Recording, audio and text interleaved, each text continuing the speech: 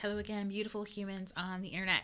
I'm here again with another rule of threes. We've got Ray here with me, my kids playing in the background. We're just going to include all of it. So I do this thing where something shows up in my space 3 times in a row in a short amount of time. I take it as a sign from the universe to do something about it. And right now I'm playing the game of also sharing it with you. Today's thing is the story. It's a short story called The Egg. I did not write it. It's by a gentleman named Andy Weir. It's becoming increasingly hard to find on the internet. It was written many, many moons ago, and so I have it on my blog. If you would like to read it, I'll put a link below the video. I'm just going to read it to you today. It's a really powerful short story. It'll take about 5 minutes. And you're going to hear my cat and my kid in the background, and we're just going to include it. So here we go. Let me pull it up here. The Egg by Andy Weir. You were on your way home when you died. It was a car accident, nothing particularly remarkable, but fatal nonetheless. You left behind a spouse and 2 children. It was a painless death. The EMTs tried their best to save you, but to no avail. Your body was so utterly shattered you were better off. Trust me. And that's when you met me. What happened? You asked. Where am I? You died, I said, matter-of-factly, no point in mincing words. There was a truck and there was skidding, you said. Yep, I replied. I died? You asked. Yep, but no need to feel bad about it. Everyone dies. You looked around. There was nothingness, just you and me. What is this place? You asked. Is this the afterlife? More or less, I said. Are you God? You asked. Yep, I replied. I'm God. My kids, my spouse, you asked. What about them? Will they be all right? That's what I like to see, I said. You just died and your main concern is for your family. That's good stuff right there. You looked at me with fascination. To you, I didn't look like God. I just looked like some man or possibly a woman, some vague authority figure maybe, more of a grammar school teacher really than the Almighty. Don't worry, I said. They'll be fine. Your kids will remember you as perfect in every way. You didn't have time for them to grow contempt for you. Your spouse will cry on the outside, but will secretly be relieved. To be fair, your marriage was falling apart. If it's any consolation, they'll feel very guilty for feeling relieved. Oh, you said, so what happens now? Do I go to heaven or hell or something? Oh, neither, I said. You'll be reincarnated. Ah, you said, so the Hindus were right. All religions are right in their own way, I said. Walk with me. You followed along as we strode through the void. Where are we going? You asked. Nowhere in particular, I said. It's just nice to walk while we talk. So, what's the point then? You asked me. When I get reborn, I'll just be a blank slate, right? A baby? So all my experience, everything I did in this life won't matter. Not so, I said. You have within you all the knowledge and experiences of all your past lives. You just don't remember them right now.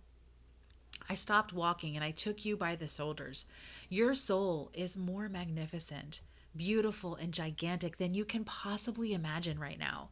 A human mind can contain only a tiny fraction of what you are. It's like sticking your finger in a glass of water to see if it's hot or cold. You put a tiny part of yourself into that vessel, and when you bring it back out, you've gained all the experiences it had. You've been a human for the last 48 years, so you haven't stretched out yet. You haven't felt the rest of your immense consciousness. If we hung out here for long enough, you'd start to remember everything. But there's no point to doing that between each life. How many times have I been reincarnated then? You asked. Oh, lots and lots, and into lots of different lives, I said. This time around, you'll be a Chinese peasant girl in 540 AD. Wait, what? You stammered. You're sending me back in time? Well, I guess technically, I said. Time, as you know it, only exists in your universe. Things are different where I come from. Where you come from? You asked. Oh, sure, I explained. I come from somewhere else. And there are others like me. I know you'll want to know what it's like there, but honestly, you won't understand. Oh, you said, a little let down. But wait, if I get reincarnated to other places in time, I could have interacted with myself at some point. Oh, sure, it happens all the time, I replied.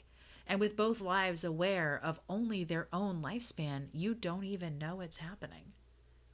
So what's the point of it all? Seriously? I asked. Seriously? You're asking me for the meaning of life? Isn't that a little stereotypical? Well, it's a reasonable question, you persisted. I looked you in the eye.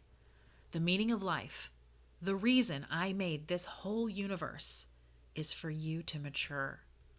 You mean mankind. You want us to mature. No, no, just you. I made this whole universe for you. With each new life, you grow up and mature and become a larger and greater intellect. Just me.